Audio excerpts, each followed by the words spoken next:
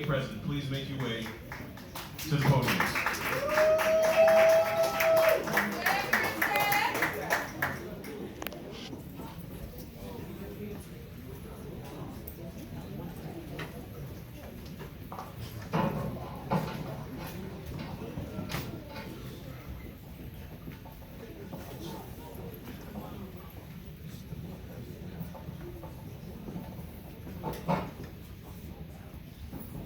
Still waiting for the court. Do is have each candidate introduce themselves and their platform, starting with ladies first, rotating all the way back down to my end.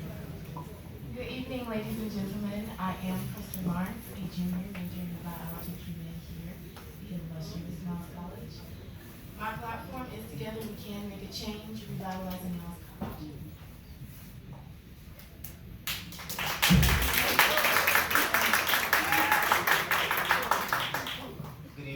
Can y'all hear me? Mm-hmm. I am Jaren, a junior majoring in accounting from Lynette, Alabama, currently serving as your Mr. Miles.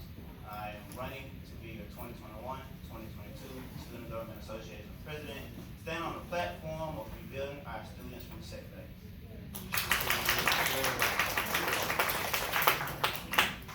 Hello, everyone. I have to kind of scream so everybody can hear me. My name is Robert Agee, but everybody knows me as Trey. I'm a communications major, and my platform is purpose, pride, and passion. Thank you. Thank you, candidates. Now, let's go ahead and get into the Q&A, the debate. And we'll start from my left, Kristen, coming down to Mr. Ross, and then Mr. Agee. Question number 1. SGA presidential candidates, how do you plan on being impartial to SGA members and holding them accountable? So, this past year I served on the SGA executive board as well, and there was an incident where a student within the student government needed to be reprimanded by another student. So I myself created a student leadership disciplinary action form so that students can hold their other peers and other leaders accountable. Thank you. Mr. Ross, same question. Thank you for the question. As being the head of the SGA cabinet as the president, I want to hold each of my cabinet members accountable for everything that they do. As stated by one of the candidates for Ms. Miles, we are a body. Each part has to operate each part has to operate so that the whole body can function. If myself, the head, is not operating, then the body of the SGA cabinet cannot function. If the arms or the legs cannot function, then the whole body will fail to operate. So that's why through many documentation and observing each and everything that we do as an SGA cabinet member, I will hold each and everybody accountable. Thank you, Mr. Ross. Mr. Agee, same question.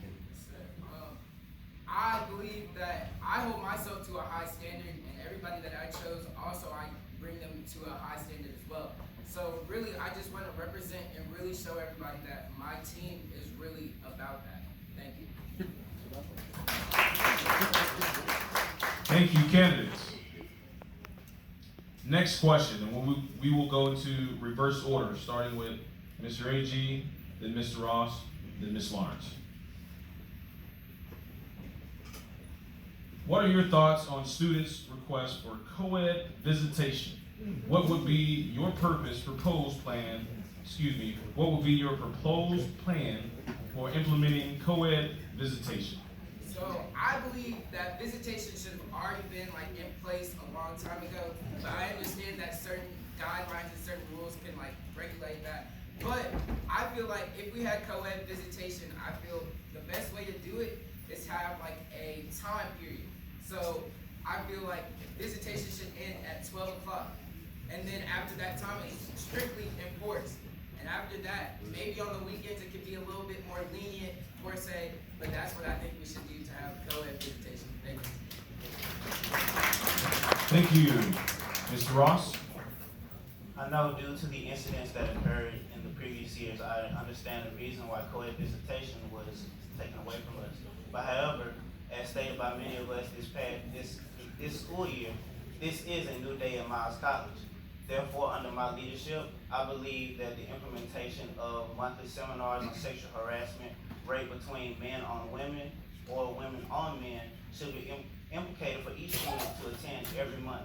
And also, with the addition of our new wellness center, I believe that every student should be tested for HIVs and other STDs that occur between other activities that cannot mention here. Thank you. Thank you, Mr. Ross. Ms. Lawrence? As SGA president, I will advocate for co-ed visitation, and one of the ways that I would be able to try to get that in place would be, number one is setting a GPA requirement of the 2.7. Yes, you have to keep your grades up. You also need to go through sexual education and sexual harassment seminars as well to understand, no means no, and this is how things get spread. And then also, when you have your visitors, they will have to turn in some form of ID or identification driver's license into the people at the front desk so we know who is on our campus. Thank you. Thank you, Candace. Last and final question. We will start with the answering from Mr. Ross, then Ms. Lawrence, and then Mr. A.G.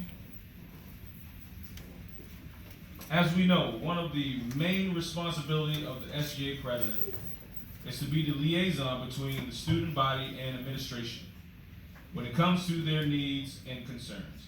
However, how do you plan to hold members of the student body responsible for their actions? Thank you for that question. As the SGA president, we are the connection between higher authority and the rest of the student body. I believe that my best way to regulate what the students do and hold them accountable is to do monthly checkups. Not only just to bash them for when they do wrong, but just to check and see when they do right and they feel like they're not heard of or they feel like they're just thrown into a corner. I feel like each and every one has their voice, and I'm here to be their voice to alleviate any stress, any problems that you think that you have with the administration, so we can all come to a good understanding and be prosperous in the upcoming school year. Thank you, Mr. Ross. Ms. Lawrence? How I will hold the students accountable is, number one, I'm going to encourage you all to know your student handbook and your constitution. If you do not know the rules and how you should act, then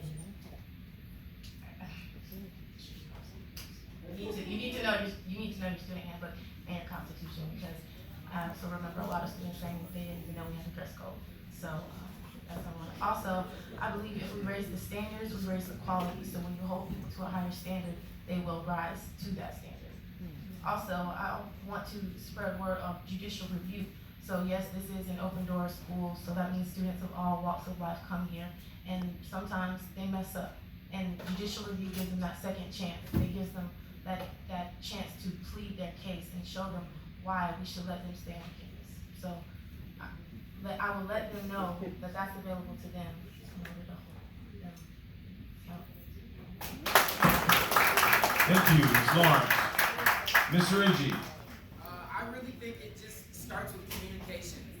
If you really let people know what is going on, like dress code per se, other policies, you gotta let everybody know. So I think maybe orientation the first day, just really set that in place, like, hey, this is going to be the rules. This is going to be and that is going to be the way that we really get stuff started. Thank you. All right, thank you.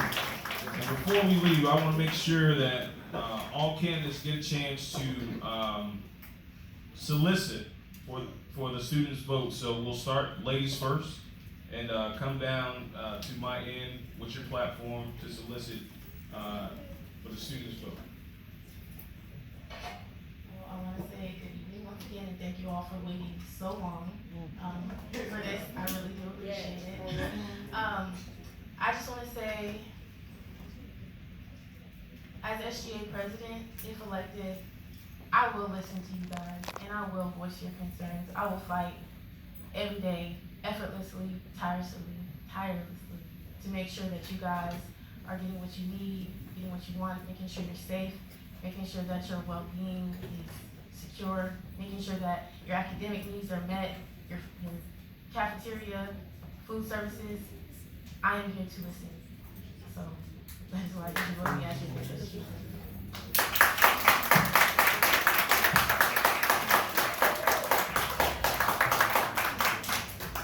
Once again, as she stated, thank you all for coming out to listen to myself and these two other amazing candidates. I'd like to solicit my platform of rebuilding our students from setbacks, focus on the objectives of relations, securities, and life. As you all know, I'm a real down-to-earth person. I try to connect with each and every one of y'all when I see you all face to face. If not face to face, virtually. I am just like one of you all. I'm no bigger, I am no smaller. We all bleed the same, we all gonna die on this earth one day. So just look at me as another person on this campus. I'm here to be a brother to you. If you need a mentor, I can try to be. If not, I'll find someone to be a mentor for you. That's why I think that you should elect me as your next SGA president. Thank you. Hi, my name is Trey. Y'all know that already though. I have a lot of great things that I really want to bring to the table, honestly. Just the little things like roller skating Tuesdays, intramural basketball games, DJ in the caf again, meal plans for people on campus like myself, more jobs for students, church service, food trucks at night, dress to impress on Wednesdays because I want to see everybody clean on Wednesdays again. There's a lot of cool things I want to see, but also I want to get our academics right as well. I would really like to start having tutoring. I know we already have tutoring, but our tutoring needs to get even bigger. I communicate with our staff all the time, and I think I have a genuine great connection with not all of them, but with most of them. So thank you guys so much. I want to be there for y'all, for every single one of us, for every single one of y'all. Thank y'all so much. Thank you. All right, let's give these candidates a round of applause. This concludes the SGA presidential debate. Now, before we go to the next session, you guys can, let me see it.